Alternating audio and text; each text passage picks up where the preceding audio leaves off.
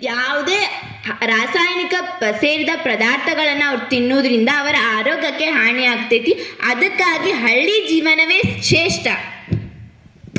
ಗ್ರಾಮಗಳ ಅಭಿವೃದ್ಧಿ ದೇಶದ ಅಭಿವೃದ್ಧಿ ಎಂದು ಮಾತನಾಡಿದಂತಹ ಸ್ಫೂರ್ತಿ ಮಳಲಿ ಸಹೋದರಿಗೆ ಧನ್ಯವಾದಗಳು. ಮುಂದಿನದಾಗಿ ನಗರ ಜೀವನವೇ ಶ್ರೇಷ್ಠವೆಂದು ವಾದಿಸಲು ಕಾವೇರಿ ಕೋಳ್ಯಾಗೋಳ್ ಸಹೋದರಿಗೆ ಅವಕಾಶವನ್ನು ನೀಡುತ್ತಿದ್ದೇನೆ.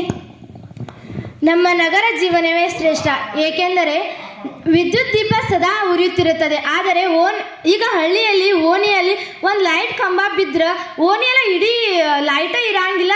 ನಮ್ಮ ನಗರದಾಗ ಏನಂದ್ರೆ ವಿದ್ಯುತ್ ದೀಪ ಸದಾ ಉರಿತಿರ್ತೈತಿ. ಅದಕ್ಕಾಗಿ ನಂಗೆ ನಗರ ಜೀವನ ಶ್ರೇಷ್ಠತೆ ಅನಿಸ್ತೈತಿ. ಅದಕ್ಕೆ ಪ್ರತಿವಾದ ಹಾಕಲು ಹಳ್ಳಿಯ ಕಡೆಯಿಂದ ಕಾವ್ಯ ತಿಗಡಿ ಸಹೋದರಿಗೆ ಅವಕಾಶವನ್ನು ನೀಡುತ್ತಿದ್ದೇನೆ. ಹಳ್ಳಿಗಳಲ್ಲಿ ವೈದ್ಯಕೀಯ ಸೌಲಭ್ಯ ಇಲ್ಲವೆಂಬುದು ತಪ್ಪು. ಯಾಕೆಂದರೆ ಹಳ್ಳಿಗಳು ಎಲ್ಲೆಲ್ಲಿಯೂ ಈಗ ಆಸ್ಪತ್ರೆಗಳು ಕಂಡುಬರುತ್ತವೆ ಮತ್ತು ಹಳ್ಳಿಗಳಲ್ಲಿ ತುರ್ತು ಚಿಕಿತ್ಸೆಗಾಗಿ ಸಹ ಸೌಲಭ್ಯ ಇದೆ ಮತ್ತು ವಿದ್ಯುತ್ ಮನೆಗಳಲ್ಲಿ ಎಲ್ಲ ಕಡೆಯೂ ಇದೆ ಮತ್ತು ಲೈಟ್ ಸ್ತಂಭಗಳು ಅವಕಾಶವನ್ನು ನೀಡುತ್ತಿದ್ದೇನೆ. ಮೊದಲಿಗೆ ಹೇಳಬೇಕಂದ್ರೆ ವೈದ್ಯಕೀಯ ಸಹಾಯ ಹಳ್ಳಿಗಳಲ್ಲಿ ಸಿಗ್ತೈತಿ ಅಂತ ಹೇಳಿದ್ರು. ಏನಂದ್ರೆ 24/7 ಯಾವತ್ತೂ ವೈದ್ಯಕೀಯ ಸಹಾಯ ಇರುವುದಿಲ್ಲ. ಆದ್ರೆ ಟೌನ್ ಒಳಗೆ ನೋಡಿದ್ರೆ 24/7 ಹಾಸ್ಪಿಟಲ್ ಓಪನ್ ಇರ್ತಾವೆ ಮತ್ತು ಅವ್ರಿಗೆ ಚಿಕಿತ್ಸೆನೂ ಸಿಗ್ತೈತಿ. ಇನ್ನು ವಿದ್ಯುತ್ ಬಗ್ಗೆ ಹೇಳಿದ್ರು. ಆ ವಿದ್ಯುತ್ ಬಗ್ಗೆ ನೋಡೋದಾದ್ರೆ ಗ್ರಾಮದೊಳಗೆ ಭಾಳ ಅಂದ್ರೆ ದಿನಕ್ಕೆ ಲಿಮಿಟೆಡ್ ಎಲೆಕ್ಟ್ರಿಸಿಟಿ ಸಪ್ಲೈ ಆಕೈತಿ. ಯಾಕಂದ್ರೆ ಭಾಳ ಅಂದ್ರೆ ದಿನಕ್ಕೆ 3 ಇಂದ 4 ತಾಸು ಲೈಟ್ ಕೊಡ್ತಾರು. ಆದ್ರೆ ಟೌನ್ ಒಳಗೆ ಹಂಗಿಲ್ಲ, ನಿರಂತರ ಜ್ಯೋತಿ ಸೌಲಭ್ಯ ಇರ್ತೈತಿ ಅಂತ ಹೇಳ್ತೇನೆ. ಹಳ್ಳಿಗಳು ಗ್ರಾಮಗಳ ವಿದ್ಯುತ್ ಪೂರೈಕೆಯಷ್ಟು ಅಭಿವೃದ್ಧಿ ಹೊಂದಿಲ್ಲವೆಂದು ವಾದಿಸಿದ್ದಕ್ಕೆ ಧನ್ಯವಾದಗಳು. ಮುಂದಿನದಾಗಿ ಹಳ್ಳಿಗಳ ಜೀವನವೇ ಶ್ರೇಷ್ಠವೆಂದು ದೀಪಾ ತಡ್ಸಿ ಅವರು ವಾದಿಸುತ್ತಿದ್ದಾರೆ. ಅವರು ಹೇಳಿದ ಪ್ರಕಾರ 24x7 ಗಂಟೆ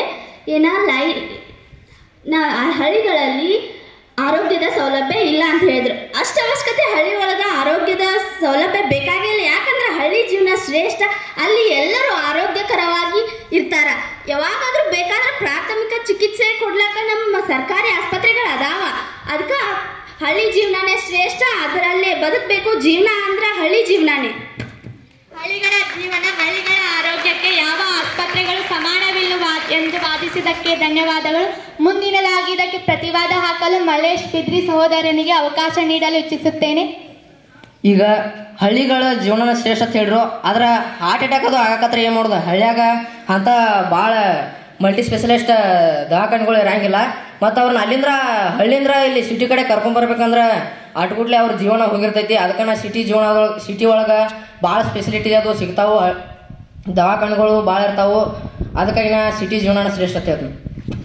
ಸಿಟಿ ಒಳಗೆ ಹಾರ್ಟ್ ಅಟ್ಯಾಕ್ ಅದು ಆಗ್ತಾವು. ಅದು ಎದಕ್ಕೆ ಆಗ್ತಾವ ಅಂದ್ರೆ ಅಲ್ಲಿರೋ ಸೌಂಡ್ ಪೊಲ್ಯೂಷನ್, ಏರ್ ಪೊಲ್ಯೂಷನ್ ಸಂಬಂಧ. ಆದರೆ ಇದು ಹಳ್ಳಿಯೊಳಗೆ ಕಂಡ ಬರೋದಿಲ್ಲ. ಅದಕ್ಕೆ ಹಳ್ಳಿಯೊಳಗೆ ಹಾರ್ಟ್ ಅಟ್ಯಾಕ್ ಅದು ಆಗೋದೇ ರೇರ್ ಅಂದ್ರೂ ಆಗೋದೇ ಇಲ್ಲ ಆಲ್ಮೋಸ್ಟ್ ಅಲ್ಲ. ಹಂಗೆ ಅದು ಅಂದ್ರೂ ಅಲ್ಲೇ ಇರೋ ಆಸ್ಪತ್ರೆಗಳು ಅದನ್ನ ಆಗೋಕ್ಕಿಂತ ಮೊದಲು ಒಂದು ಸ್ವಲ್ಪ ಅವಾಯ್ಡ್ ಮಾಡಿರ್ತಾರು. ಹಿಂಗಂತ ಹೇಳಿ ಹಳ್ಳಿಯೊಳಗೆ ಇರೋದು ಬೆಸ್ಟ್. ಯಾಕಂದ್ರೆ ಹಾರ್ಟ್ ಅಟ್ಯಾಕ್ ಅದು ಆಗೋದೇ ಇಲ್ಲ ಅಲ್ಲಿದ್ರೆ ಹಳ್ಳಿ ಜೀವನ ಶ್ರೇಷ್ಠ. ನಗರಗಳಿಗೆ ಹೋಲಿಸಿದರೆ ಗ್ರಾಮಗಳಲ್ಲಿ ಹೃದಯಾಘಾತ ಸಂಭವಗಳು ತುಂಬಾ ಕಡಿಮೆ ಎಂದು ವಾದಿಸಿದ್ದಾರೆ. ಅದಕ್ಕೆ ಪ್ರತಿವಾದ ಹಾಕಲು ಸಂಗಮೇಶ್ ಕಾನಟ್ಟಿ ಸಹೋದರನಿಗೆ ಅವಕಾಶವನ್ನು ನೀಡುತ್ತಿದ್ದೇನೆ. ಇವರು ಹೇಳಿದರು ಹಳ್ಳಿಯಲ್ಲಿ ಹೆಚ್ಚು ಹಾರ್ಟ್ ಅಟ್ಯಾಕ್ ಆಗಲ್ಲ ಅಂತ. ಆದರೆ ರಾತ್ರಿ ಸಮಯದಲ್ಲಿ ಹೆಚ್ಚು ಹಳ್ಳಿಗಳಲ್ಲಿ ದಾರಿ ದೀಪಗಳು ಹೆಚ್ಚಿರಂಗಿಲ್ಲ. ಹಾಗೂ ಮತ್ತು ರಾತ್ರಿಗೆ ರೋಡ್ನಲ್ಲಿ ಹೆಚ್ಚು ಗುಂಡಿಗಳು ಹೆಚ್ಚಿಕೊಂಡಿರ್ತಾವೆ. ಅದರ ಸರಕು ಮತ್ತು ಸೇವೆಗಳನ್ನು ಸಲ್ಲಿಸುವ ಎಷ್ಟೋ ಗಾಡಿ ಅಡ್ಡದಿರ್ತಾವೆ. ಇದರಿಂದ ಎಷ್ಟೋ ಜನ ಆಕ್ಸಿಡೆಂಟ್ ಆಕಾವು, ಅಪಘಾತಗಳಾಕಾವು. ಇದರಿಂದ ಯಾರು ಸಾಯ್ತಾರೆ ಅಂತ ಗೊತ್ತಾಗಂಗಿಲ್ಲ. ಡೈರೆಕ್ಟ್ ಅಲ್ಲಿ ಯಾವುದೋ ಒಂದು ಪ್ರಾಥಮಿಕ ಆರೋಗ್ಯ ಕೇಂದ್ರಕ್ಕೆ ಹೋದ್ರೆ ಅವ್ರೇನು ಬದುಕೊಳ್ಳಲ್ಲ. ಡೈರೆಕ್ಟ್ ಸಿಟಿಗೆ ಹೋಗ್ಬೇಕು. ಮತ್ತು ಅವ್ರು ಅಲ್ಲೇ ದಾರಿ ಹೋಗುತ್ತೆ ಸಾತ್ಬಿಡ್ತಾರು. ಮತ್ತು ಇಂಥ ಸಿಟಿ ಒಳಗಿದ್ರೆ ನಾವೆಲ್ಲರಲ್ಲೇ ಡೈರೆಕ್ಟ್ ತೋರಿಸ್ಬೋದು. ಅಲ್ಲಿಂದ ನಮ್ಮನ್ನ ಆ ಮನುಷ್ಯನ ಜೀವನ ಉಳಿಸ್ಬೋದು ಖರೆ. ಆದರೆ ಇಲ್ಲ ಸಿಟಿ ಜೀವನ ಶ್ರೇಷ್ಠ ಅಂತ. ರಸ್ತೆಯ ವ್ಯವಸ್ಥೆಯಲ್ಲಿ ನಗರಗಳು ತುಂಬಾ ಮುಂದಿನ ವೇಗದಲ್ಲಿ ಸಾಗುತ್ತವೆ ಮತ್ತು ಹಳ್ಳಿಗಳು ಆಮೆಗತಿಯಲ್ಲಿ ಸಾಗುತ್ತಿವೆ ಎಂದು ವಾದಿಸಿದ್ದಾರೆ. ಅದಕ್ಕೆ ಪ್ರತಿವಾದ ಹಾಕಲು ಹನುಮಂತ್ ಗೋವಿಂದ ಅಕ್ಕೋಳ್ ಸಹೋದರನಿಗೆ ಅವಕಾಶವನ್ನು ನೀಡುತ್ತಿದ್ದೇನೆ. ಈಗ ಅವರ ದಾರಿ ದೀಪ ಎಲ್ಲತ್ತರು ಸ್ವಾಮಿ ವಿವೇಕಾನಂದರ ಲೈಟಲ್ಲಿ ದಾರಿ ಕೂತ್ಕೋದ್ಯಾರು. ಹಳ್ಳ್ಯಾಗ ಅದಾರ ಅವರು ಹಳ್ಳ್ಯಾಗ ಸ್ವಾಮಿ ವಿವೇಕಾನಂದ ದಾರಿ ಕೂತಿದ್ದಾರೆ. ರೋಡ್ ಇಲ್ಲ ಅಂದ್ರೆ ಈಗ ಸರ್ಕಾರದವರೆಲ್ಲ ರೋಡ್ ಮಾಡಿಸಿ ಈಗೆಲ್ಲ ಹಳ್ಳಿಯಾಗೆಲ್ಲ ಎಲ್ಲ ಫೆಸಿಲಿಟಿ ಇರ್ತಾರೋ. ಮತ್ತು ಆಸ್ಪತ್ರೆ ಅಂತ ಬಂದ್ರೆ ಪ್ರಾಥಮಿಕ ಆಸ್ಪತ್ರೆ ಅದಾವು, ಸರ್ಕಾರಿ ಆಸ್ಪತ್ರೆ ಅದಾವು. ಅಲ್ಲಿ ನಾವು ಏನು ₹1 ಬೇಕಂಗಿಲ್ಲ, ಅವರೇ ಎಲ್ಲ ಮಾಡಿಕೊಡ್ತಾರೋ. ಅದಕ್ಕಾಗಿ ನಾ ಹಳ್ಳಿ ಜೀವನ ಶ್ರೇಷ್ಠತೆ. ನಗರಗಳ ಸಮಾನದಲ್ಲಿ ಗ್ರಾಮಗಳು ಅಭಿವೃದ್ಧಿಗೊಳ್ಳುತ್ತಿದ್ದಾವೆ ಎಂದು ವಾದಿಸಿದ್ದಕ್ಕೆ ಧನ್ಯವಾದಗಳು. ಮುಂದಿನದಾಗಿ ಇದಕ್ಕೆ ಪ್ರತಿವಾದ ಹಾಕಲು ಶಿವಲಿಂಗ್ ಗಂಗಣ್ಣವರ ಸಹೋದರನಿಗೆ ಅವಕಾಶವನ್ನು ನೀಡುತ್ತಿದ್ದೇನೆ. ಎಲ್ಲರಿಗೂ ನಮಸ್ಕಾರ. ಇವರೆಲ್ಲ ಹೇಳ್ತಾ ಇದ್ದಾರೆ ಹಳ್ಳಿ ಜೀವನ ತುಂಬ ಶ್ರೇಷ್ಠ ಅಂತ. ನಾನು ಹೇಳ್ತೀನಿ, ಹಳ್ಳಿಗೆ ಒಂದು ಮೊದಲೇ ದಿನ ಹೋದ್ವಿ ಅಂದರೆ ಆಹಾ ಏನು ಗಿಡಗಳು, ಆಹಾ ಏನು ಮನೆಗಳು, ಎಲ್ಲ ಹಳ್ಳಿ ವಾತಾವರಣ ಹೀಗೆ ಅನಿಸುತ್ತೆ. 2ನೇ ದಿನ ಗದ್ದೆ ಏನು, ಬೈಲೇನು, ಆಹಾ ಅನಿಸುತ್ತೆ. 3ನೇ ದಿನಕ್ಕೆ ನಿಮ್ಗೆ ಏನೋ ಒಂದು ಎಮರ್ಜೆನ್ಸಿ ಕೇಸ್ ಆತಂದ್ರೆ ಇರೋದು ಏನೋ ಆಯ್ತಂದ್ರೆ ಅಲ್ಲಿಂದ ರೋಡ್ ಉಂಚ್ಕೊಂಡು ಬರೋಕೆ ಅಲ್ಲಿ ಒಂದು ಯಾವುದೋ ಮಲ್ಟಿ ಸ್ಪೆಷಲಿಸ್ಟ್ ಹಾಸ್ಪಿಟಲ್ಗಳು ಇರೋದಿಲ್ಲ. ನೀವೇನಾದ್ರೂ ಬೇಡ ನಾವು ಹಳ್ಳಿಯಿಂದ ಸಿಟಿಗೆ ಬರ್ತೀವಿ ಅಂತಂದು ಸಿಟಿಗೆ ಬರೋಕಂದ್ರೂ ರೋಡ್ಗಳು ತುಂಬಾ ಚೆನ್ನಾಗಿರ್ತವೆ. ಹೇಗಂದ್ರೆ 1 ಗಂಟೆ ಬಿಟ್ಟಂದ್ರೆ 1 ಗಂಟೆಲಿ ಬರಬೇಕು, ಅದು 10 ಗಂಟೆ ಆಗುತ್ತೆ. ಆ ರೀತಿಯಂತ ಸೌಲಭ್ಯಗಳು ಇರೋದ್ರಿಂದ ಈಗ ನೋಡಿ ಹಳ್ಳಿಯ ಜನರು, ಈಗ ನಾವು ಒಂದು ಉದಾಹರಣೆಗೆ ಗೋಕಾಕ್ ಸಿಟಿನ ತಗೊಂಡ್ರೆ ನೀವು ಅಲ್ಲಿ ಪ್ರತಿಯೊಂದು ಮನೆಗೂ ಹೋಗಿ ನೀವು ಭೇಟಿ ಕೊಟ್ರೆ ಅಲ್ಲಿ ಅಲ್ಲೇ ಇದ್ದವ್ರಿಗಿಂತನೂ ಹಳ್ಳಿಯಿಂದ ವಲಸೆ ಬಂದವರೇ ಜಾಸ್ತಿ ಕಾಣಿಸ್ತಾರೆ. ಅಲ್ಲಿ ಯಾಕೆ ಬಂದವರು? ಯಾಕಂದ್ರೆ ಹಳ್ಳಿಲಿ ಯಾವುದೇ ಒಂದು ಸೌಲಭ್ಯಗಳು ಸಿಗೋದಿಲ್ಲ, ನಿರುದ್ಯೋಗ ಇರುತ್ತೆ. ಅವ್ರಿಗೆ ಜಾಸ್ತಿ ಕೆಲಸ ಅಂದ್ರೆ ಏನೋ ಒಂದು ಹೊಲದಲ್ಲಿ ಕೆಲಸ ಮಾಡ್ತಾರೆ ಅಷ್ಟೇ. ಈಗ ನಾವು ಅರ್ಬನ್ದಲ್ಲಿ ಕೆಲಸ ಮಾಡ್ಬೋದು, ಹಾಸ್ಪಿಟಲ್ ಕೆಲಸ ಮಾಡ್ಬೋದು. ಈ ರೀತಿಯ ನಿರುದ್ಯೋಗವನ್ನ ಹೊರತುಪಡಿಸುತ್ತೆ ಮತ್ತು ನಮ್ಮ ದೇಶದ ಅಭಿವೃದ್ಧಿಗೆ ಗ್ರಾಮಗಳು ಕಿಂತ ಇದು ನಗರಗಳು ತುಂಬಾನೇ ಮುಖ್ಯವಾದಂಥ ಪಾತ್ರಗಳನ್ನ ವಹಿಸುತ್ತೆ. ಅದಕ್ಕಾಗಿನೇ ಸಿಟಿ ಜೀವನನೇ ತುಂಬಾ ಶ್ರೇಷ್ಠ ಅಂತ ಹೇಳ್ತೀನಿ. ದೇಶದ ಅಭಿವೃದ್ಧಿಯಲ್ಲಿ ಗ್ರಾಮಗಳ ಅಭಿವೃದ್ಧಿಗಿಂತ ನಗರಗಳ ಅಭಿವೃದ್ಧಿಯೇ ಶ್ರೇಷ್ಠವೆಂದು ವಾದಿಸಿದ್ದಕ್ಕೆ ಧನ್ಯವಾದಗಳು. ಇದಕ್ಕೆ ಪ್ರತಿವಾದ ಹಾಕಲು ನವೀನ್ ಪರ್ಮಾನಟ್ಟಿ ಸಹೋದರನಿಗೆ ಅವಕಾಶವನ್ನು ನೀಡುತ್ತಿದ್ದೇನೆ. ಈಗ ಅವರೆಲ್ಲ ಹೇಳಿದ್ರು ನಮ್ಮ ನಗರನ ಶ್ರೇಷ್ಠ ಅಂತ ಹೇಳ್ತಾರೋ, ನಾ ಹೇಳ್ತಾನೋ ನಮ್ಮ ಹಳ್ಳಿನ ಶ್ರೇಷ್ಠ ಅಂತ ಹೇಳ್ತಾನೋ. ಯಾಕಂದ್ರೆ ನಾವು ನಗರಕ್ಕೆ ಹೋದಪ್ಪ ಅಂದ್ರೆ ನಾವು ಹಂತಲೇನೇ ಇರ್ತು, ಆದ್ರೆ ಹಂತಲಿ ಇರಂಗಲ್ಲ. ಎದಕ್ಕೆ ಹೇಳು? ಹಂತಲ್ಲಿ ಬಾರ ಅದಾರ 1 ತಾಸು 2 ತಾಸು ದಗದಿದ್ರೆ ಅಟ್ಟ ಬರ್ತು, ದಗದಿರ್ಲಿಕ್ಕೆ ಬರಂಗೇ ಅಲ್ಲ. ಮತ್ತು ಅಲ್ಲಿ ಹೋದ್ರೆ ನಾವು ಇದ್ದಾರ ಏನಪ್ಪ ಗಾಡಿಗಳ ಬಾಡಿ ಅದಾವಪ್ಪ, ಅಲ್ಲಿ ನೋಡ್ರಿ ಹಿಂಗೈತಿ, ಅಲ್ಲಿ ಪಾರ್ಕ್ ನೋಡ್ರಿ ಹಿಂಗದಾವು, ಹಾಗೆಲ್ಲ ಅಂತ ನಾವು. ಆದ್ರೆ ಅಂತಲ್ಲಿ ಊಟ ಗೊತ್ತಾಕೈತೆ ನಾವು ಇದ್ರ ಹೊಳೆ ಕೊಟ್ರೆ ಎಟ್ಟು ಕಾರಾಗಿ ಬಂದಿರ್ತಾವ. ಅದು ಅಟ್ಟ ಪೊಲ್ಯೂಷನ್ ಐತೆ ಅಂತಲ್ಲಿ. ಮತ್ತು ನೋಡ್ರಿ ಅಂತಲ್ಲಿ ಅಟ್ಟು ಗಾಡಿಗಳು ಅಡ್ಡಾಡಿ ಪಾಪ ಅವು ಸೈಡ್ ಹೊಂಟು ಸಿಟಿ ಮುದುಕ್ ಸಕಟ ಗಾಡಿಗಳು ಸೌಂಡ್ ಕೇಳಿ ದಪ್ಪದ ನೆಲಕ ಬೀಳ್ತಾನ, ಹಂಗಿರ್ತಾವ ಇಲ್ಲಿ. ಮತ್ತು ಅವ್ರದ್ದಾರ ನಗರ ಜೀವನ ಶ್ರೇಷ್ಠ ಹೇಳ್ತಾರೆ. ಹಂಗೆ ನೋಡ್ರೆ ನಮ್ಮ ಹಳ್ಳಿ ಜೀವನ ಶ್ರೇಷ್ಠ. ಯಾಕಂದ್ರೆ ಹೃದಯಘಾತ ಆಗೋದೂ ಇಂಥಲ್ಲಿ ಕಡಿಮೆ, ಯಾಕಂದ್ರೆ ಅಂತಲೇ ಹೆಚ್ಚಾಕ ಸಿಟ್ಯಾಗ ಏನೋ ಹೃದಯಘಾತಗಳು. ಇಷ್ಟೇ ನಾನು ಹಳ್ಳಿ ಜೀವನ ಶ್ರೇಷ್ಠ ಹೇಳಕ್ಕೆ ಇಷ್ಟಪಡ್ತೀನಿ. ನಗರಗಳು ನೋಡುವುದಕ್ಕೆ ಮಾತ್ರ ಚೆನ್ನ, ಆದರೆ ಹಣಬಲ್ಲವೆಂದು ಹೇಳಿದ್ದಕ್ಕೆ ಧನ್ಯವಾದ. ಕರ್ತಮರ್ ಸಹೋದರನಿಗೆ ಅವಕಾಶವನ್ನು ನೀಡುತ್ತಿದ್ದೇನೆ. ನಮ್ಮ ನವೀನ್ ಅವರು ಹೇಳಿದ್ರು ನಗರದಲ್ಲಿ ಅವರಿಗೆ ತಗದ ಇತ್ತಂತೆ, ಆದರೆ ಅವರು ಹಳ್ಳಿ ಬಿಟ್ಟು ನಗರಕ್ಕೆ ಯಾಕೆ ಬರ್ತಾರೆ? ಹಳ್ಳಿಗಿಂತ ನಗರ ಶ್ರೇಷ್ಠ, ಹೌದಲ್ವಾ? ಹಳ್ಳಿಯಲ್ಲಿ ಸಿಗದ ಸೌಲಭ್ಯಗಳು ನಗರದಲ್ಲಿ ಸಿಗ್ತವೆ, ಅದಕ್ಕೆ ಅವರು ಹಳ್ಳಿಯಿಂದ ನಗರಕ್ಕೆ ದಗದ ಅಂತ ಬರ್ತಾರೆ. ತಿಳಿತಾ ನಿಮಗೆ? ಮತ್ತೆ ಇನ್ನೊಂದು, ಹಳ್ಳಿಲಿ ಪೊಲ್ಯೂಷನ್ ಇಲ್ಲ ಅಂದ್ರು, ನಗರದಲ್ಲಿ ಹೋದ್ರೆ ಕರ್ಗಾಗಿ ಬರ್ತಾರಂತೆ. ಅದು ಇದರಿಂದ ವಾಹನಗಳ ಹೊಗೆಯಿಂದ ಕರ್ಗಾಗ್ತಾರಂತೆ. ಹಳ್ಳಿಯಲ್ಲಿ ವಾಹನ ಇರಲ್ವಾ? ಒಲೆಗಳಿರಲ್ವಾ? ಗದ್ದೆನ ಸುಡಲ್ವಾ? ಒಲೆ ಬಳಸ್ತಾರೆ. ಆದ್ರೆ ನಗರದಲ್ಲಿ ಯಾವ ಮನೆಯಲ್ಲಿ ಒಲೆ ಇಲ್ಲ, ಗ್ಯಾಸ್ LPG ಗ್ಯಾಸ್ ಬಳಸ್ತಾರೆ, ಎಷ್ಟು ಶುದ್ಧವಾದ ಗ್ಯಾಸ್. ಆದ್ರೆ ಹಳ್ಳಿಯಲ್ಲಿ ಹಾಗಲ್ಲ, ಒಲೆ ಬಳಸ್ತಾರೆ, ಸೌದೆ ಒಲೆ ಹಾಕ್ತಾರೆ. ಅದನ್ನ ಎಷ್ಟು ಕರ್ಗಾಗ್ತಾರಪ್ಪ ನಿಮ್ಮ ಹಳ್ಳಿಯವರು, ಎಷ್ಟು ಬೆಳಗಿರ್ತಾರೆ ನಿಮ್ಮ ಹಳ್ಳಿಯವರು, ಹೇಳಿ ನೋಡೋಣ. ನಗರದವ್ರು ಬೆಳಗಣ, ಹಳ್ಳಿಯವ್ರು ಬೆಳಗಣ, ಅದು ಬಿಡಿ. ನೆಕ್ಸ್ಟು, ವಾಹನಕ್ಕೆ ಗದ್ದಲ ಇರ್ತಾವಂತೆ. ಏನು ಹಳ್ಳಿಯಲ್ಲಿ ಗದ್ದಲ ಇರಲ್ವಾ? ಎತ್ತಿನ ಬಂಡಿ ಓಡಾಡಲ್ವಾ ಅಲ್ಲಿ? ಪ್ರಾಣಿಗಳು ಓಡಾಡಲ್ವಾ?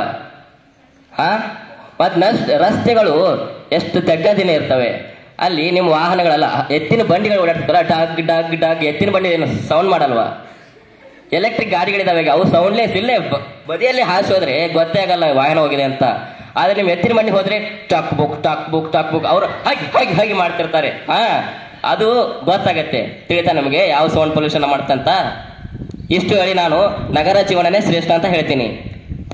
ಕೇವಲ ಮಾಲಿನ್ಯಕ್ಕೆ ನಗರಗಳು ಮಾತ್ರ ಕಾರಣವಲ್ಲ, ಅದಕ್ಕಿಂತ ಹೆಚ್ಚಿನ ಪ್ರಮಾಣದಲ್ಲಿ ಹಳ್ಳಿಗಳೇ ಕಾರಣವೆಂದು ಹೇಳಿದ್ದಕ್ಕೆ ಧನ್ಯವಾದಗಳು. ಇದಕ್ಕೆ ಪ್ರತಿವಾದ ಹಾಕಲು ಸ್ಫೂರ್ತಿ ಮಳಲಿ ಸಹೋದರಿಗೆ ಅವಕಾಶವನ್ನು ನೀಡುತ್ತಿದ್ದೇನೆ. ನಮ್ಮ ಗ್ರಾಮೀಣದವರೆಂದು ಹೇಳಿದ ಪ್ರಕಾರ ಅವರು ಊಟವೇ ಮಾಡುವುದಿಲ್ಲ, ಯಾಕಂದ್ರೆ ಗ್ರಾಮೀಣದಲ್ಲಿ ಆಹಾರವನ್ನೇ ಬೆಳೆಯುವುದಿಲ್ಲ. ಗ್ರಾಮೀಣಗಳಲ್ಲಿ ಕೃಷಿಯೇ ಇಲ್ಲ, ಯಾಕಂದರೆ ಎತ್ತು ಮಾಡುವುದಿಲ್ಲ. ಯಾಕಂದ್ರೆ ಒಂದು ಒಬ್ಬ ರೈತನಿಗೆ ಅವನು ಕೃಷಿಯನ್ನು ಬೆಳೆಸಲು ಅತ್ಯವಶ್ಯವಾದದ್ದು ಒಂದು ಪ್ರಾಣಿ, ಅವ ಪ್ರಾಣಿ ಅಂದರೆ ಎತ್ತು. ಆದರೆ ನಮ್ಮ ವಿರೋಧವರು ಹೇಳಿದ ಪ್ರಕಾರ ಗ್ರಾಮೀಣ ಪ್ರದೇಶಗಳಲ್ಲಿ ಎತ್ತಿನಿಂದಲೇ ಶಬ್ದ ಮಾಲಿನ್ಯವಾಗುತ್ತಿದೆ ಎಂದು. ಆದರೆ ಆ ಎತ್ತನ ಬೆಳೆಸಿ ಎಲ್ಲರೂ ಪ್ರತಿಯೊಬ್ಬರು ಈಗ ಅನ್ನವನ್ನು ತಿನ್ನುತ್ತಿದ್ದಾರೆ ಅಂದರೆ ಆ ರೈತನೇ ಕಾರಣ, ಆ ರೈತನಿಗೆ ಮೂಲವಾದ ಎತ್ತುಗಳೇ ಕಾರಣ. ಇದಕ್ಕಾಗಿ ಗ್ರಾಮೀಣ ಅಭಿವೃದ್ಧಿ, ಗ್ರಾಮೀಣವೇ ಶ್ರೇಷ್ಠ, ಗ್ರಾಮೀಣ ಜೀವನವೇ ಶ್ರೇಷ್ಠ. ನಗರಗಳು ಎಷ್ಟೇ ಅಭಿವೃದ್ಧಿ ಹೊಂದಿದರೂ ಆಹಾರಕ್ಕಾಗಿ ಹಳ್ಳಿಗಳ ವಲಸೆ ಬರಲೇಬೇಕು ಎಂದು ವಾದಿಸಿದ್ದಕ್ಕೆ ಧನ್ಯವಾದಗಳು. ಮುಂದಿನದಾಗಿ ಇದಕ್ಕೆ ಪ್ರತಿವಾದ ಹಾಕಲಿದ್ದಾರೆ ನಮ್ಮ ಸ್ಫೂರ್ತಿ ಮೌರ್ಯ ಅವರು ಹೇಳಿದರು, ಎತ್ತುಗಳು ಇರುವುದರಿಂದ ನಮ್ಮ ಗ್ರಾಮೀಣ ಕೃಷಿ ಈಗ ಇದನ್ನಾಗ್ತೈತೆ ಅಂತ. ಆದರೆ ಈಗ ಯಾರು ಎತ್ತುಗಳನ್ನ ಇದನ್ನ ಬಳಸಂಗೇ ಇಲ್ಲ. ಟ್ರಾಕ್ಟರ್ ಮತ್ತು ಹೋಯ ಇವನ್ನೆಲ್ಲ ಬಳಸ್ತಾರು. ಅದೆಲ್ಲ ಎಲ್ಲಿ ನಡೆದೈತಿ? ಸಿಟಿ ಒಳಗೆ. ಇದನ್ನೆಲ್ಲ ಕಂಡು ಹಿಡಿದಿದ್ದೆಲ್ಲ ಸಿಟಿ ಒಳ್ಳೆ. ಅದಕ್ಕಾಗಿ ನಮ್ಮ ಸಿಟಿನ ಶ್ರೇಷ್ಠ. ಎಲ್ಲ ರೈತರಿಗೂ ಟ್ರಾಕ್ಟರ್ಗಳನ್ನು ಸಪ್ಲೈ ಮಾಡುವುದು ನಮ್ಮ ನಗರಗಳವೆಂದು ವಾದಿಸಿದ್ದಕ್ಕೆ ಧನ್ಯವಾದಗಳು. ಮುಂದಿನದಾಗಿ ಇದಕ್ಕೆ ಪ್ರತಿವಾದ ಹಾಕಲಿದ್ದಾರೆ. ಆ ಟ್ರ್ಯಾಕ್ಟರ್ ಕಂಡು ಹಿಡಿದವರು ಹಳ್ಳಿಯವರ, ಈ ಹಳ್ಳಿಯವರ ನಮ್ಮ ಈ ಟ್ರ್ಯಾಕ್ಟರ್ಗಳನ್ನ ಕಂಡು ಹಿಡಿದವರು. ಆದರೆ ಟ್ರ್ಯಾಕ್ಟರ್ಗಳಿಂದ ಬರೋ ಹೊಗೆ ಎಲ್ಲ ಏನು ಏರ್ ಪೊಲ್ಯೂಷನ್ ಮಾಡೋಲ್ಲ. ಈ ಟ್ರ್ಯಾಕ್ಟರ್ಗಳು ಈ ಗಾಡಿಗಳಿಂದ, ಈ ರೈತರು ಬಳಸುವ ಎತ್ತುಗಳಿಂದನೇ ಹೆಚ್ಚು ಬರ್ತಾವು. ನೀವು ಅನ್ನ ತಿಂತಿರಲ್ಲ, ಇದು ಬೇಳೆ ಅನ್ನ ಅವನ್ನೆಲ್ಲ ಬೆಳೆದ ಹಳ್ಳಿ ಒಳಗೆ ಏನು ಸಿಟಿಯಾಗ ರಸ್ತೆ ಮೇಲೆ ಬಳಸ್ತೀರ?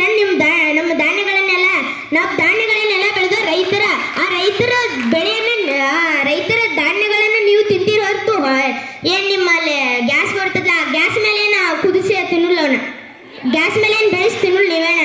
ಅದಕ್ಕೆ ಹಳ್ಳಿ ಜೀವನನೇ ಶ್ರೇಷ್ಠ ಅಂತ ನಾನು ಹೇಳ್ತೇನೆ. ಜೀವನಕ್ಕೆ ಅತಿ ಮುಖ್ಯವಾಗಿ ಬೇಕಾದದ್ದು ಅನ್ನ. ಆ ಅನ್ನವನ್ನು ಒದಗಿಸುವುದೇ ಹಳ್ಳಿಗಳೆಂದು ವಾದಿಸಿದ್ದಕ್ಕೆ ಧನ್ಯವಾದಗಳು. ಮುಂದಿನದಾಗಿ ಇದಕ್ಕೆ ಪ್ರತಿವಾದ ಹಾಕಲಿದ್ದಾರೆ. ಕಾವ್ಯ ತಿಗಡಿ ಅವರು ಹೇಳಿದ್ರು, ಹಳ್ಳಿಗಳಲ್ಲಿ ಆಹಾರಗಳನ್ನ ಬೆಳಿತಾರಂತ. ಆದ್ರೆ ಅವ್ರು ಬೆಳೆಯೋದು ಮಾತ್ರ ಹಳ್ಳಿ ಒಳಗೆ. ಆದ್ರೆ ಅದನ್ನೆಲ್ಲ ಮ್ಯಾನುಫ್ಯಾಕ್ಚರ್ ಮಾಡಿ ಅಂದ್ರೆ ಅದನ್ನೆಲ್ಲ ಸಂಸ್ಕರಣೆ ಮಾಡೋದೆಲ್ಲ ಮಾತ್ರ ಎಲ್ಲಿ ಸಿಟಿ ಒಳಗೆ. ಅದಕ್ಕಾಗಿ ನಾನು ಸಿಟಿನ ಶ್ರೇಷ್ಠ ಅಂತ ಹೇಳ್ತೀನಿ. ಜಸ್ಟ್ ಅವ್ರು ಬೆಳೆಯನ್ನ ಬೆಳಿತಾರಷ್ಟೇ. ಆದ್ರೆ ಅದನ್ನ ತಗೊಂಡ್ಬರ್ಬೇಕಂದ್ರೆ ಅದನ್ನೆಲ್ಲ ಕ್ರಾಪ್ ಹಾರ್ವೆಸ್ಟಿಂಗ್ ಓನ್ಲಿ ಎಲ್ಲಿ ಮಾಡ್ತಾರ? ಹಳ್ಳಿ ಒಳಗೆ ಮಾಡ್ತಾರೋ. ಆದ್ರೆ ಅದನ್ನೆಲ್ಲ ಸಂಸ್ಕರಣೆ ಮಾಡೋದೆಲ್ಲ ಅವ್ರು ವಾಪಸ್ ಎಲ್ಲಿ ಸಿಟಿಗೆ ಬರಬೇಕು. ಅದಕ್ಕಾಗಿ ನನ್ನ ಸಿಟಿನ ಶ್ರೇಷ್ಠ ಅಂತ ಹೇಳಕ್ ಇಷ್ಟಪಡ್ತೀನಿ. ತಯಾರಿಕೆಯ ಮುಂದಿನ ಭಾಗವಾದಂತಹ ಸಂಸ್ಕರಣೆಯನ್ನು ಮಾಡುವುದು ನಗರಗಳು ಎಂದು ಹೇಳಿ ವಾದಿಸಿದ್ದಕ್ಕೆ ಧನ್ಯವಾದಗಳು. ಮುಂದಿನದಾಗಿ ಇದಕ್ಕೆ ಪ್ರತಿವಾದ ಹಾಕಲಿದ್ದಾರೆ ದೀಪಾ ತಡ್ಸಿಯವರು. ನಮ್ಗೆ ಕೊಟ್ಟಿರೋ ವಿಷಯ, ಹಳ್ಳಿ ಜೀವನ ಶ್ರೇಷ್ಠನ, ಸಿಟಿ ಜೀವನ ಶ್ರೇಷ್ಠನ. ಬದುಕಕ್ಕೆ ಏನು ಬೇಕು? ಮೊದಲು ಶುದ್ಧವಾದ ಗಾಳಿ. ಶುದ್ಧವಾದ ಗಾಳಿ ನಮ್ಮ ಸಿಟಿ ಒಳಗೆ ಹೋದ್ರೆ ಎಲ್ಲ ಹೊಗಿನ ನಮ್ಮ ಒಳಗೆ ತುಂಬ್ಕೋಬೇಕಾಗ್ತೈತಿ. ಶುದ್ಧವಾದ ಗಾಳಿ ಬೇಕಂದ್ರೆ ನಮ್ಮ ಹಳ್ಳಿಗೆ ಬರ್ರಿ. ನಾವು ಬದುಕಕ್ಕೆ ಶ್ರೇಷ್ಠ ಅಂದ್ರೆ ಹಳ್ಳಿನ. ಯಾಕಂದ್ರೆ ಶುದ್ಧವಾದ ಗಾಳಿ ಸಿಗ್ತೈತಿ. ನಮ್ಗೆ ಬದುಕಕ್ಕೆ ಏನು ಬೇಕು? ಅದು ಮೊದಲು ಬೇಕಲ್ಲ. ಅದಕ್ಕೆ ಹಳ್ಳಿ ಜೀವನನ ಶ್ರೇಷ್ಠ, ಅಲ್ಲೇ ಬದುಕಬೇಕು ಅಂತ ಹೇಳ್ತೇನೆ. ತಾವು ವಾದಿಸಿದ್ದಕ್ಕೆ ಧನ್ಯವಾದಗಳು. ಇನ್ನೊಂದು ಅತ್ಯಂತ ನಿದರ್ಶನ ನೀಡುವಂತಹ ವಿಷಯವೇನೆಂದರೆ, ನಮ್ಮ ಭಾರತದ ರಾಜಧಾನಿಯಾದಂತಹ ನವದೆಹಲಿ ಇದೊಂದು ಅತಿ ದೊಡ್ಡ ನಗರವೆಂದೇ ಕರೆಯಲಾಗುತ್ತದೆ. ಆದರೆ ಇದಕ್ಕೆ ಕೊಟ್ಟಂತಹ ಪದವಿ ಎಂಥದ್ದೆಂದರೆ ಇಡೀ ವಿಶ್ವದಲ್ಲೇ ಅತಿ ಹೆಚ್ಚು ಮಾಲಿನ್ಯ ಹೊಂದಿರುವಂತಹ ನಗರ. ಅದಕ್ಕೋಸ್ಕರ ಶುದ್ಧವಾದ ವಾತಾವರಣ ಸಿಗುವುದು ಹಳ್ಳಿ ಎಂದು ವಾದಿಸಿದ್ದಾರೆ. ನಮ್ಮಲ್ಲಿ ಮಾಲಿನ್ಯವೇ ನಡೆಯುವುದಿಲ್ಲ ಎಂದು ವಾದಿಸಲಿದ್ದಾರೆ ನಗರ ಜೀವನದ ವ್ಯಕ್ತಿಗಳು. ಈಗ ಅವ್ರು ಹೇಳೋ ಪ್ರಕಾರ ಏನ ಹಳ್ಳಿಯಾಗಟ್ಟ ವಾತಾವರಣ ಚಲೋ ಇರ್ತೈತಿ ಅಂತ, ಸಿಟಿಯಾಗೇನು ವಾತಾವರಣ ಚಲೋ ಇರಂಗಿಲ್ಲ ಅಂತ ಹೇಳ್ರವ್ರ. ಆದರೆ ಈಗ ಹಂಗಲ್ಲ. ಸಿಟಿಯಾಗನು ಗಾಡಿಗಳು ಹೊಗೆನೂ ಕಡಿಮೆ ಮಾಡೈತೈತಿ. ಮತ್ತು ಬದುಕಾಕ ಶುದ್ಧ ಗಾಳಿ ಬೇಕಂದ್ರೆ ಶುದ್ಧ ಗಾಳಿ ಅಲ್ಲಿ ಸಿಟಿಯಾಗೂ ಸಿಗ್ತೈತಿ. ಮತ್ತು ಆದ್ರೆ ಈಗ ಹಳ್ಳಿಯಾಗ ಹೆಂಗಂದ್ರೆ ಎಲ್ಲ ಕಸುಗಳು ತಂದು ತಿಪ್ಪಿಯಾಗ ಹೋಗಿತಾರೋ, ತಿಪ್ಪಿ ಹೊಲ ಸಿಡಿಸಿ ಬಿಡ್ತಾರೋ, ಅಲ್ಲೇ ನಾಟಕ ಚಾಲು. ಅದಕ್ಕಾಗಿ ಅಲ್ಲಿ ಸಿಟಿಯಾಗಿರೋರು ಹೆಂಗಾರ ಇರ್ತಾರೆ ಆಮೇಲೆ. ಆದರೆ ಈಗ ಸಿಟಿಯಾಗ ಹೆಂಗಂದ್ರಪ್ಪ, ಚರಂಡಿಗಳು ವ್ಯವಸ್ಥೆ ಇರ್ತೈತಿ. ಚರಂಡಿಗಳು ಸರಾಗವಾಗಿ ಹೋಗ್ತಿರ್ತಾವೆ. ಅಲ್ಲಿನ ಇಂಥ ಶುದ್ಧ ಗಾಳಿ ಅಲ್ಲಿ ಸಿಗ್ತೈತಿ. ಅದಕ್ಕೆ ನಾ ಸಿಟಿ ಜೀವನ ಶ್ರೇಷ್ಠ ಅಂತ ಹೇಳ್ತೀನಿ. ಧನ್ಯವಾದಗಳು. ಮುಂದಿನದಾಗಿ ತಮ್ಮ ಪ್ರತಿವಾದ ಹಾಕಲಿದ್ದಾರೆ ಸುಕನ್ಯಾ ಬೋಳಿ ಸಹೋದರಿ. ಹಳ್ಳಿ ಒಳಗೆ ಶುದ್ಧ ಗಾಳಿ ಸಿಗ್ತೈತಿ. ಸಿಟಿ ಒಳಗೆ ಯಾವಾಗ ಶುದ್ಧ ಗಾಳಿ ಸಿಗ್ತೈತಿ? ಯಾವಾಗ ನೋಡ್ತೀನಿ 24x7 ರೋಡ್ ಮ್ಯಾಗ ವಾಹನ ಚಲಿಸತಿರ್ತಾವು. ಫ್ಯಾಕ್ಟ್ರಿಯಿಂದ ಹೋಗಿ ಬರ್ತಿರ್ತೈತಿ. ಮತ್ತೆ ಅಲ್ಲಿಂದ ಯಾವಾಗೂ ನಮಗೆ ಶುದ್ಧ ಗಾಳಿ ಸಿಗಂಗಿಲ್ಲ. ಮನುಷ್ಯಾಗ ಬೇಕಾಗಿದ್ದಂದ್ರ ಬದುಕಾಕ ಅನ್ನ, ನೀರ, ಗಾಳಿ ಅಂತ ಮುಗ್ದ ಹೋಗೈತಿ. ಯಾವಾಗ ಶುದ್ಧ ಗಾಳಿ ಬರ್ತೈತೆ ಅನ್ನೋದನ್ನ ನೋಡಕ್ ಆಗುದಿಲ್ಲ. ಇನ್ನು ಫ್ಯಾಕ್ಟ್ರಿಯಿಂದ ವೇಸ್ಟ್ ಎಲ್ಲ ಹೋಗಿ ನೀರಿಗೆ ಸೇರ್ತಿರ್ತೈತಿ. ಅಲ್ಲಿ ಯಾವಾಗ ಕುಡಿಯಾಕ ಶುದ್ಧ ನೀರು ಸಿಗ್ತೈತಿ, ಆದ್ರೆ ಹಳ್ಳಿ ಒಳಗಾದ್ರ ಎಷ್ಟು ಶುದ್ಧವಾದ ನೀರು ಸಿಗ್ತೈತಿ. ಏನು ಅನ್ನ ಹಳ್ಳಿ ಒಳಗೆ ಬೆಳೆಲ್ದ ಅನ್ನನ ಬೆಳೆಲ್ದವನ್ ಡೈರೆಕ್ಟ್ ಹೋಗಿ ಸಿಟಿ ಒಳಗೆ ಬೆಳೆಯಂಗಿಲ್ಲ. ಎಲ್ಲ ಹೋಗಿ ಹಳ್ಳಿಯಿಂದನ ಬೇಕಾಗಿರ್ತೈತಿ. ಹಳ್ಳಿ ಒಳಗೆ ಬೆಳಿಬೇಕಾಗಿರ್ತೈತಿ ಅನ್ನ ಬೇಕಂದ್ರೆ. ಅದಕ್ಕೆ ಹಳ್ಳಿ ಜೀವನನ ಶ್ರೇಷ್ಠ ಅಂತ ಹೇಳಕ್ಕೆ ಇಷ್ಟಪಡ್ತೇನೆ. ಯಾಕಂದ್ರೆ ಹಳ್ಳಿ ಇಲ್ಲ, ಸಿಟಿ ಇಲ್ಲ. ಹಳ್ಳಿ ಇದ್ದಾಗನ ಮುಂದೆ ಸಿಟಿ ಆಗಾಕ ಇದನ್ನಾಗಿರ್ತೈತಿ. ಅದಕ್ಕೆ ಹಳ್ಳಿ ಜೀವನನ ಶುದ್ಧವಾದ ಗಾಳಿ, ಶುದ್ಧವಾದ ನೀರು, ಶುದ್ಧವಾದ ಆಹಾರ ಒದಗಿಸುತ್ತಿರುವುದು ಹಳ್ಳಿ ಮಾತ್ರ. ಹಳ್ಳಿಯನ್ನು ಹೊರತುಪಡಿಸಿ ನಗರಗಳೆಲ್ಲವೆಂದು ವಾದಿಸಿದ್ದಕ್ಕೆ ಧನ್ಯವಾದಗಳು. ಇದಕ್ಕೆ ಪ್ರತಿವಾದ ಹಾಕಲಿದ್ದಾರೆ ಸಂಗಮೇಶ್ ಕಾನಟಿ ಸಹೋದರರು. ಇವರು ಹೇಳಿದರು ಅಂದ್ರೆ ಗ್ರಾಮೀಣ ನಗರ ಪ್ರದೇಶನಾಗ ಅಷ್ಟೇ ಫ್ಯಾಕ್ಟ್ರಿ ಇಂಥವೆಲ್ಲ ಗಾಡಿ ಅದು ಅಷ್ಟೇ ಇರ್ತಾವಂತ. ಹಂಗಾರೆ ನೀವೇನು ಇಲ್ಲೇ ಇಲ್ಲ ಗ್ರಾಮೀಣ ಪ್ರದೇಶ ನೋಡಿಲ್ಲ. ಇಲ್ಲೇ ಎಲ್ಲಿ ಹುಂಚಾಳ ಫ್ಯಾಕ್ಟ್ರಿ ಕೈಗಾರಿಕೆ ಎಟ್ಟು ಅದಾವ. ಮತ್ತು ಇಲ್ಲೇ ಗಾಡಿ ಅಡ್ಡಾಡಂಗಿಲ್ಲ, ಇಲ್ಲೇ ನೀರು ಪೊಲ್ಯೂಷನ್ ಆಗಂಗಿಲ್ಲ. ಮತ್ತು ನೀವು ಏನು ಬೆಳೆದಿರ್ತಾರಲ್ಲ ಬೆಳೆ ಪದಾರ್ಥಗಳನ್ನೆಲ್ಲ ತಂದು ನಮ್ಮ ಸಿಟಿಗೆ ಮಾರ್ಬೇಕು. ನೀವು ಸಿಟಿ ಬಂದಾಗ ಅವಾಗ ನಿಮ್ಗೆ ಹಣ ಕೊಡ್ತೀವಿ. ಅವಾಗ ನೀವು ಏನು ಬೆಳಿತೀರಲ್ಲ ಅವಾಗ ಕೊಡ್ತೀರಿ. ನೀವು ಹಣ ಕೊಟ್ಟಾಗ ನೀವು ಬೆಳೆಯೋಕೆ ಮುಂದೆ ಸ್ಟಾರ್ಟ್ ಮಾಡ್ತೀರಿ. ನಾವು ಬೆಳಿಲಿಕ್ಕೆ ನೀವು ಬೆಳೆಯೋಕೆ ಸ್ಟಾರ್ಟ್ ಮಾಡಲ್ಲ. ಇದಕ್ಕಂದ್ರೆ ನೀವು ರೊಕ್ಕನ ಕೊಡಲಿಲ್ಲ, ಅದಕ್ಕೆ ಮಾಡಲಿಲ್ಲ ಅಂತ ಹೇಳಿ ನೀವು ನಮ್ಮ ಬೆಳೆದು ಬಂದ್ ಮಾಡಿರಿ ಅಂದ್ರೆ ನಾವು ಸಿಟಿ ಲೈಫ್ ಶ್ರೇಷ್ಠ ಅಂತು. ಕಾರ್ಖಾನೆಗಳು ಕೇವಲ ನಗರಗಳಲ್ಲಿ ಮಾತ್ರವಿರಲ್ಲ, ಗ್ರಾಮಗಳಲ್ಲಿಯೂ ಕಂಡು ಬರುತ್ತದೆ ಎಂದು ವಾದಿಸಿದ್ದಕ್ಕೆ ಧನ್ಯವಾದಗಳು. ಹನುಮಂತ್ ಗೋವಿಂದಪ್ಕೋಳ್ ಸಹೋದರರು. ಈಗ ನೀವು ಹೇಳ್ರಿ ನಾವು ಸಿಟಿಗೆ ತಂದು ಮಾಡ್ತೀವಿ ಅಂತೇಳಿ, ನಾವು ಮಾರೋ ಬದಲಿ ಅಲ್ಲೇ ಮಾಡ್ಕೊತಿಂದ್ರೆ ಆಗತ್ತೆ. ನಾವೇನು ರೊಕ್ಕ ತಿನ್ನಂಗಿಲ್ಲ. ಅಲ್ಲೇ ಕಾಳದ ಔಷಧಗಳನ್ನ ಕುಸ್ಕೊಂಡು ತಿಂತಿರ್ತೀವಿ. ನೀವು ರೊಕ್ಕ ಕೊಟ್ಬಿಲ್ಲ ನಾವು ರೊಕ್ಕ ತಿನ್ನಕ್ಕೆ ಬರೋದಲ್ಲಿ. ಯಾಕಂದ್ರೆ ನಾವು ಅಲ್ಲಿ ಮಾಡಿರ್ತೀವಿ, ನಾವು ದುಡ್ದಿದ್ದು ನಾವು ಮಾಡಿರ್ತೀವ. ಅದ್ರ ಸಂಬಂಧ ನಮಗೆ ರೊಕ್ಕ ಬೇಕಾಗಿರ್ತದೆ ತೊಗೊಂಡಿರ್ತೀವ. ಅದೇ ನಾವು ನಿಮ್ಮ ಕಡೆ ತೊಗೊಂಡ ರೊಕ್ಕ ತಿನ್ನಕ್ಕೆ ಬರಲಿಲ್ಲ. ಅದ್ರ ಸಂಬಂಧ ನಾ ಹಳ್ಳಿ ಶ್ರೇಷ್ಠ ಅಂತ ಹೇಳ್ತೀನಿ. ನಗರಗಳು ಕೇವಲ ಹಣವನ್ನೇ ಮಾತ್ರ ಒದಗಿಸಬಹುದು, ಅದಕ್ಕಿಂತ ಹೆಚ್ಚಿನ ಅಮೂಲ್ಯವಾದಂಥ ವಸ್ತುವನ್ನು ಒದಗಿಸಲಾಗದು ಎಂದು ವಾದಿಸಿದ್ದಕ್ಕೆ ಧನ್ಯವಾದಗಳು. ಮುಂದಿನದಾಗಿ ಇದಕ್ಕೆ ಪ್ರತಿವಾದ ಹಾಕಲಿದ್ದಾರೆ ಶಿವಲಿಂಗ್ ಗಂಗಣ್ಣವ್ರ ಸಹೋದರರು. ನೋಡಿ, ನಮ್ಮ ಈಗ ಎಜುಕೇಷನ್ ಅಂತ ತಗೊಳ್ಳೋಣ. ಎಜುಕೇಷನ್ ನಮಗೆ ಬೇಕಾದರೆ ನೋಡಿ, ಈಗ ಪ್ರತಿಯೊಂದು ಹಳ್ಳಿ ವಿದ್ಯಾರ್ಥಿನೇ ಆಗಲಿ ಸಿಟಿ ವಿದ್ಯಾರ್ಥಿನೇ ಯಾವುದೇ ಆಗಲಿ, ಅವರಿಗೆ ಉತ್ತಮವಾದಂಥ ವಿದ್ಯಾಭ್ಯಾಸ ಬೇಕಂದರೆ ಅವ್ರು ಹೋಗೋದು ಸಿಟಿಗೆ ಮಾತ್ರ. ಯಾಕಂದರೆ ಅಲ್ಲಿ ಬಹುದೊಡ್ಡ ಯೂನಿವರ್ಸಿಟಿಗಳು ಇರ್ತವೆ. ಅವ್ರ ಕಲಿಕೆಗೆ ಪೂರಕವಾಗುವಂಥ ಎಲ್ಲ ವ್ಯವಸ್ಥೆ ಅಲ್ಲಿರುತ್ತೆ. ಅದಕ್ಕೋಸ್ಕರ ಅವರು ಸಿಟಿಗೆ ಮಿಗ್ರೇಷನ್ ಆಗ್ತಾರೆ, ಅಲ್ಲಿ ಸಿಟಿಗೆ ಹೋಗಿ ಕಲಿತಾರೆ. ಇನ್ನು ನೀವು ಏನೋ ನಗರಗಳೆಲ್ಲ ಹೊಲಸಿರ್ತವೆ, ಹಂಗಿರ್ತವೆ ಅಂತ ಇದೆ, ಪೊಲ್ಯೂಷನ್ ಇರ್ತವೆ ಅಂತ. ಇಡೀ ನೀವು ವಿಶ್ವದಲ್ಲಿ ಏನಾದರೂ ಸ್ವಚ್ಛಂದವಾದ ನಾಡುಗಳು ಯಾವುದಾದ್ರು ಅಂತ ಅದಕ್ಕೆ ಸಿಟಿಗಳಿದ್ದಾವೆ. ಪ್ಯಾರಿಸ್, ಮಲೇಷ್ಯಾ ಇವೇನಿದಾವಲ್ಲ ಇವೆಲ್ಲ ಸಿಟಿಗಳು. ಅಲ್ಲೇನು ಹಳ್ಳಿನ ಈಗ ನೋಡಿ, ಹಳ್ಳಿ ಅಂದ್ರೆ ಏನು, ಗ್ರಾಮೀಣ ಅಂದ್ರೆ ಏನು, ಅಲ್ಲಿ ರೈತ ಬಿತ್ತಲೇಬೇಕು, ರೈತ ಬೆಳಿಲೇಬೇಕು. ಅದು ಹಳ್ಳಿ ಗ್ರಾಮೀಣದ ಕೆಲಸ. ಸಿಟಿಗಳಂದ್ರೆ ಏನು, ಈ ಹಳ್ಳಿಯಲ್ಲಿದ್ದ ಜನರಿಗೆ ಅಲ್ಲಂತೂ ಬೆಳೆಯೋಕ್ಕಾಗಲ್ಲ. ಅದಕ್ಕೆ ಅವ್ರಿಗೆ ಏನೇನೋ ಬೇಕು, ಅವ್ರಿಗೆ ಅರ್ಬನ್ ಅಲ್ಲಿ ಏನಾದರೂ ಅವ್ರು ಮಾಡಿದಂತಹ ಒಂದು ಅಲ್ಲಿ ಗ್ರಾಮೀಣದಲ್ಲಿ ಏನು ಮಾಡಿರ್ತಾರೆ, ಕಬ್ಬನ್ನ ಬೆಳೆದಾರಂತ ಅದನ್ನ ಫ್ಯಾಕ್ಟ್ರಿಗೆ ತಂದು ಅಲ್ಲೇ ಮಾಡ್ತಾರೆ ಅವರು. ಮತ್ತು ಅವ್ರಿಗೆ ವಿದ್ಯಾಭ್ಯಾಸ ಕೊಡಿಸೋದಕ್ಕೆ ಅವ್ರು ಮುಂದೆ ಹೋಗ್ತಾರೆ, ಅವ್ರಿಗೆ ಎಲೆಕ್ಟ್ರಿಸಿಟಿ ಕೊಡೋದಕ್ಕೆ ಮುಂದೆ ಹೋಗ್ತಾರೆ. ಈ ರೀತಿಯಾಗಿ ನಗರವು ಹಳ್ಳಿಗಳಿಗೆ ಒಂದು ಮನರಂಜನೆ ಇಟ್ಕೊಂಡಿದ್ರೆ ಸಿಟಿ ಗ್ರಾಮೀಣಗಳಲ್ಲಿ ಗ್ರಾಮದಷ್ಟು ಮನರಂಜನೆ ಸಿಕ್ಕರೆ ನಗರಗಳಲ್ಲಿ ಕಿಲೋಗ್ರಾಮ್ದಷ್ಟು ಮನರಂಜನೆ ಸಿಗುತ್ತೆ ಅಂತ ನಾನು ಹೇಳಕ್ಕೆ ಇಷ್ಟಪಡ್ತೀನಿ. ಮೂಲಭೂತ ಸೌಕರ್ಯಗಳಾದಂತಹ ಉನ್ನತ ಶಿಕ್ಷಣವನ್ನು ನೀಡುತ್ತಿರುವುದು ನಗರ ಮಾತ್ರ, ಹಳ್ಳಿಗಳಲ್ಲ ಎಂದು ವಾದಿಸಿದ್ದಕ್ಕೆ ಧನ್ಯವಾದಗಳು. ಇದಕ್ಕೆ ಮುಂದೆ ಪ್ರತಿವಾದ ಹಾಕಲಿದ್ದಾರೆ ನವೀನ್ ಪದ್ಮಾನಟ್ಟಿ ಸಹೋದರರು. ಈಗ ಅವ್ರು ಹೇಳಿದ್ರು ಎಜುಕೇಷನ್ ಹಂಗಾತಿಯರ. ಆದ್ರೆ ಎಜುಕೇಷನ್ ಹಳ್ಳಿ ಒಳಗೂ ಸಿಗ್ತೈತಿ, ಸಿಟಿ ಒಳಗೂ ಸಿಗ್ತೈತಿ, ಇಲ್ಲ ನಂಗಲ್ಲ. ಯಾಕಂದ್ರೆ ಹಳ್ಳಿ ಒಳಗೂ ಅದಾವ ಶಾಲೆಗಳ, ಸಿಟಿ ಒಳಗೂ ಅದಾವ. ಸಿಟಿ ಒಳಗೆ ಏನೋ ದೊಡ್ಡ ಯೂನಿವರ್ಸಿಟಿ ಅಂಥವೆಲ್ಲ ಅದಾವ. ಆದ್ರೆ ನಮ್ಮ ಹಳ್ಳಿ ಒಳಗೆ ಹೈಸ್ಕೂಲ, ಕನ್ನಡ ಶಾಲೆ ಇಂಥವು ಅದಾವ. ಆದ್ರೆ ನಮ್ಮಲ್ಲಿ 10th ಅಂತ 12th ತನಕ ಸಿಗ್ತೈತೆ. ಆದ್ರೆ 10th ಏನಾರ ಒಬ್ಬ ವಿದ್ಯಾರ್ಥಿ ಅವ್ನ ರಿಸಲ್ಟ್ 90+ ಮಾಡಿದಂದ್ರೆ ಅವ್ನ ನೌಕರಿ ಫಿಕ್ಸ್ ಗೌರ್ಮೆಂಟ್. ಎಲ್ಲಾರು ಹೋದಾರು ಪೋಸ್ಟ್ ಆಫೀಸಲ್ಲಿ ಎಲ್ಲಿ ಆಗಲಿ. ಆದ್ರೆ ಅವ್ನು ಸಿಟಿ ಒಳಗೆ ಬರೋ ಅವಶ್ಯಕತೆ ಇಲ್ಲ, 18 ವರ್ಷ ಆಗುತ್ತಕ್ಕ. ಮತ್ತು ಅವ್ರು ಹೇಳಿದ್ರು ಸಿಟಿ ಒಳಗೆ ಮತ್ತು ಪೊಲ್ಯೂಷನ್ ಬಗ್ಗೆನ ಆಗಂಗಿಲ್ಲತ್ತಾರೆ ಅಂತ ಏನೋ ಅವ್ರು ಹೇಳ್ರಪ್ಪ.